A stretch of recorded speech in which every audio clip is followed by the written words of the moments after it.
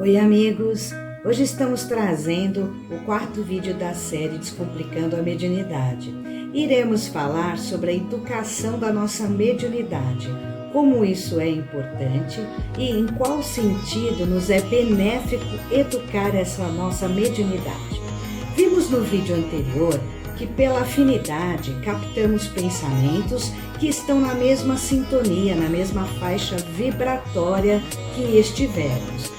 Então, será que somos responsáveis pela atmosfera fluídica que está ao nosso redor? E o que é essa atmosfera fluídica?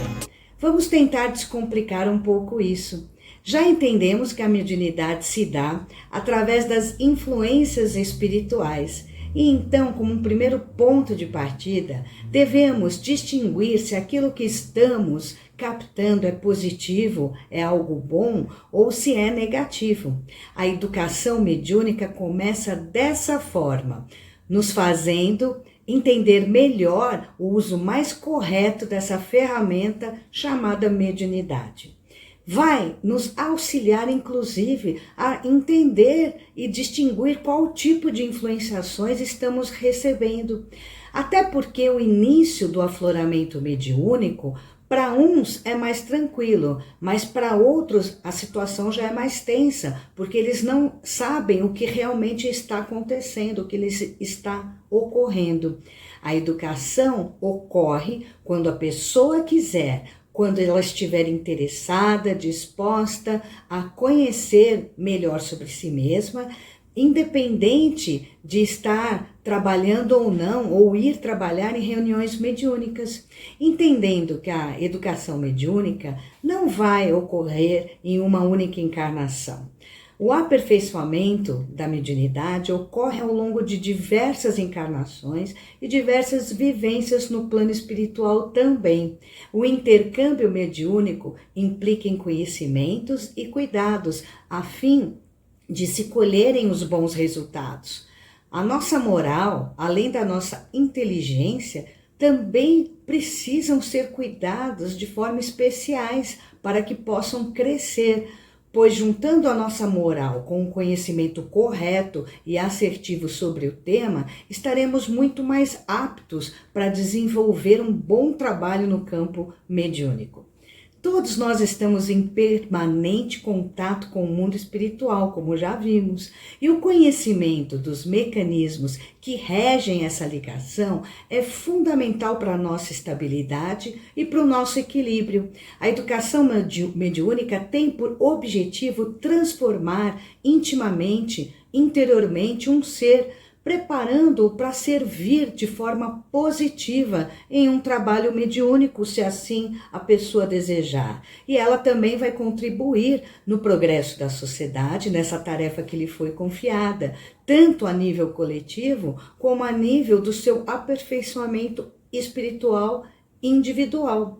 Já o desenvolvimento mediúnico propriamente dito vai acontecer quando uma pessoa consegue ampliar a sua sensibilidade, voltando-se cada vez mais às percepções que são originadas no plano espiritual. Lembrando-se sempre que uma pessoa pode educar a sua mediunidade e não desenvolvê-la, assim também como podemos ter uma outra pessoa, já com a sua mediunidade bem desenvolvida, mas que não está educada. Então é importante compreender que a faculdade mediúnica deve ser estudada sempre. Devemos conhecer essa faculdade com maior profundidade para que ela possa ser vivenciada na prática. Devemos realizar treinamentos, cursos, para que possamos ter um uso bem disciplinado dela. A disciplina será fundamental para que a gente não utilize a faculdade em momentos inadequados. O aperfeiçoamento da faculdade, inclusive, leva o médium à ampliação das suas possibilidades de uso no trabalho de campo mediúnico. Não nos esquecendo que cada médium tem a capacidade mediúnica que já lhe é inerente, que já faz parte do seu ser.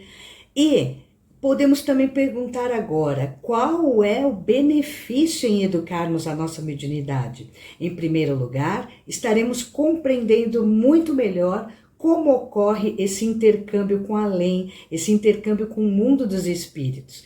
Além de cultivarmos esse aspecto que transcende, que ultrapassa o mundo material, nós vamos receber inúmeras bênçãos através das assistências espirituais. Os benfeitores espirituais, anjos da guarda, os nossos mentores vão conseguir nos auxiliar de forma mais efetiva, uma vez que estaremos mais abertos para captar as suas orientações e os seus conselhos. E para aqueles ainda que forem trabalhar numa instituição espírita, será uma oportunidade abençoada de conseguirem cumprir e colocar em prática a máxima contida no Evangelho segundo o Espiritismo, que é a caridade, onde fala que fora da caridade não há salvação. Também podemos dar um outro exemplo para os espíritos que se encontram ainda inconscientes da sua própria situação, no sentido de que já partiram para a pátria espiritual e não sabem, porque muitos não sabem que não se encontram mais aqui no mundo material. O médium acaba sendo uma luz, um auxílio no caminho desses espíritos. Quem auxilia é o primeiro a ser auxiliado. Além do que, é um grande benefício para todos nós, já que no início é extremamente difícil sabermos o que é nosso e o que é influenciação. Muitos estão em desequilíbrio e acham que o problema está na mediunidade desajustada. Isso pode acontecer? Sim, pode, mas não é uma regra, pois mesmo que a pessoa tenha mediunidade que possa ser desenvolvida, é fundamental saber que os desequilíbrios espirituais que sofremos podem ou não estar relacionados com isso.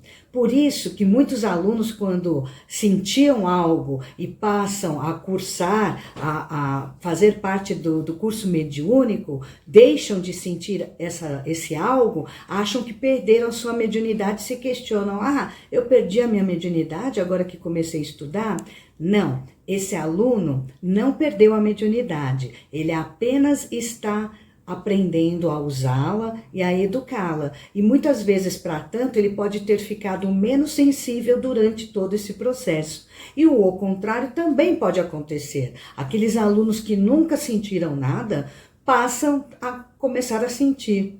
Amigos, a mediunidade é uma palavra muito ampla, pois é um leque de oportunidades, é uma gama de possibilidades. Inicia-se na nossa reforma íntima, passa pelo estudo disciplinado e tem aplicações em todos os instantes e situações da nossa vida, seja na prece, seja na visita a uma pessoa enferma, um conselho amigo e muito mais.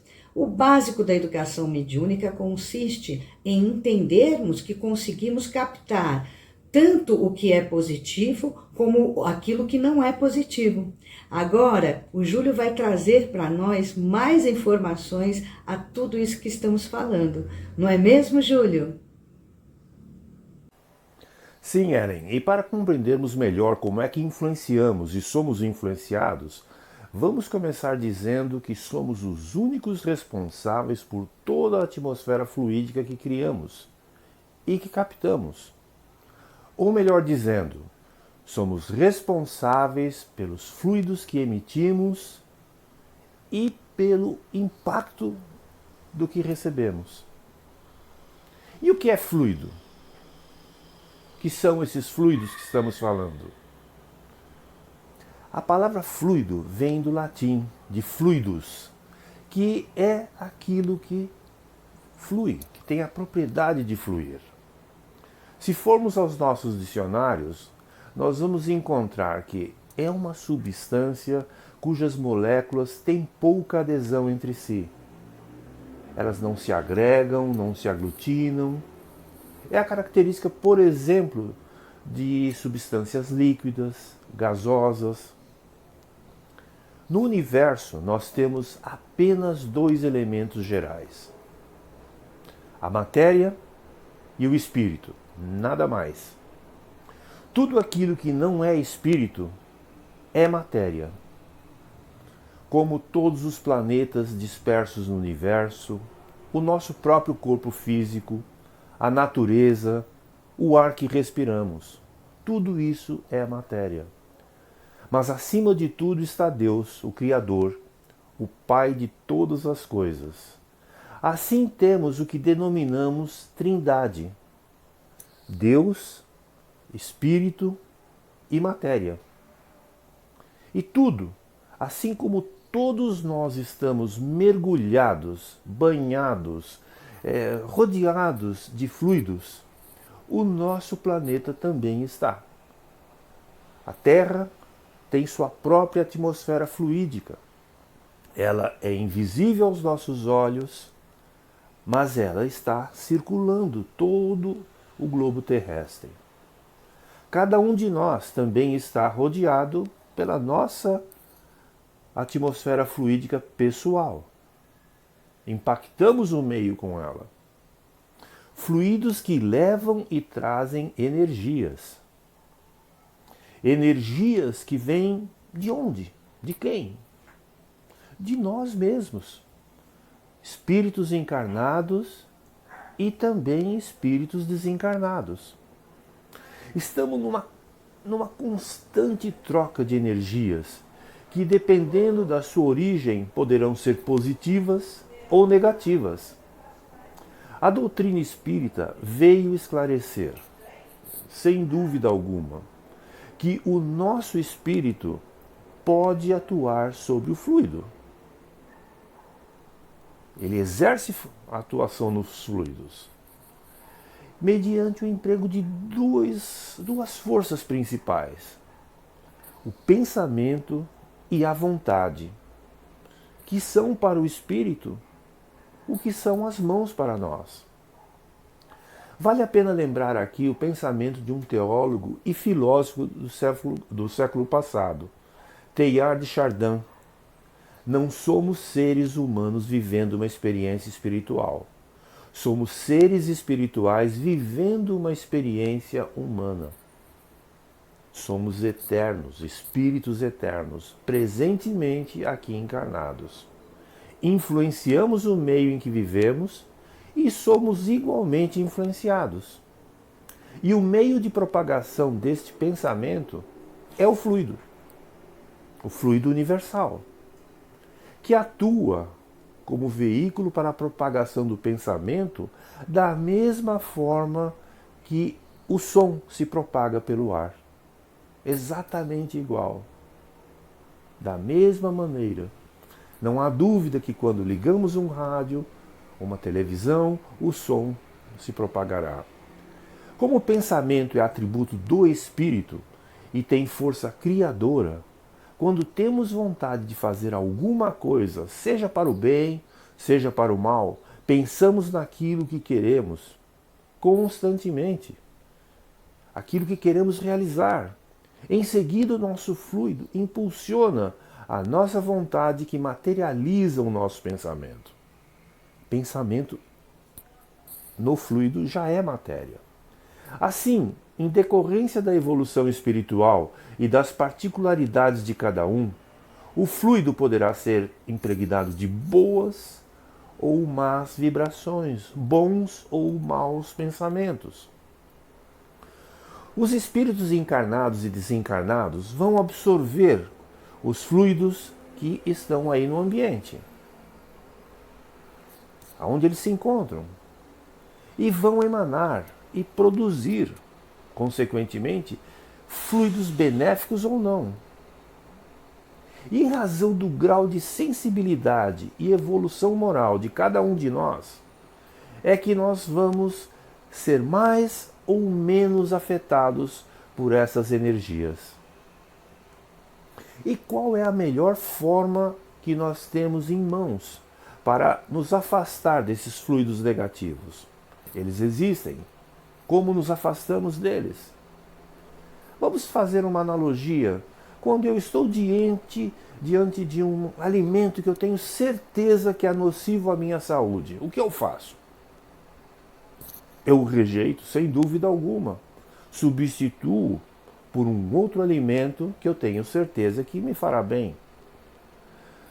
Portanto, façamos o mesmo com os nossos pensamentos. Nós temos que estar no controle de nossas vidas. Esses pensamentos tóxicos que às vezes habitam as nossas mentes devem ser repelidos da mesma maneira como repelimos um alimento que eu tenho certeza que não me fará bem. Um pensamento tóxico certamente não será bom, não será benéfico para nós. A partir do instante em que a humanidade melhorar em termos de conduta moral e crescer em tudo o que for necessário para a transformação deste nosso planeta, veremos cada vez mais a aura, a atmosfera fluídica de nosso planeta depurar-se. Já que a concentração de vibrações superiores serão cada vez maiores. Dessa forma, criaremos uma barreira para que o mal esteja entre nós. Uma curiosidade. Embora algumas religiões não acreditem na transfusão de energias de um ser para o outro, a maioria delas, mesmo que inconscientemente, ou talvez conscientemente, sem ir tão fundo na questão, elas aplicam essas energias. Um padre, por exemplo, quando numa celebração de casamento, impõe suas mãos na fronte dos noivos, transferindo bons fluidos para o casal. O que ele está fazendo? O pastor evangélico, quando põe as mãos sobre a cabeça de um enfermo que provavelmente está com algum tipo de obsessão, ele põe a mão para expulsar os demônios. Ele está aplicando um passe. Exatamente da mesma forma que o médium se utiliza durante o tratamento da desobsessão. Sendo assim, todos estão fazendo o bem. E isso é o que é mais importante. Jesus recomendou aos discípulos que aplicassem passes, que transferissem as suas boas energias para o próximo. Não importa o nome que se dê a isso. Seja uma bênção, seja uma benzedura, seja um descarrego, isso não importa. O que realmente importa é que todos estão utilizando as suas boas energias, as suas boas vibrações para transformar em fluidos benéficos para alguém. Hoje encerramos por aqui. Mas lembre-se, na próxima semana, dia 23 de março, às 19h30, já temos um encontro marcado para a nossa reunião, onde eventuais dúvidas serão discutidas e tratadas com vocês, sobre tudo aquilo que a Ellen e eu acabamos de falar. Mas não deixem de participar, a sua presença é muito importante para todos nós. Graças a Deus e até lá.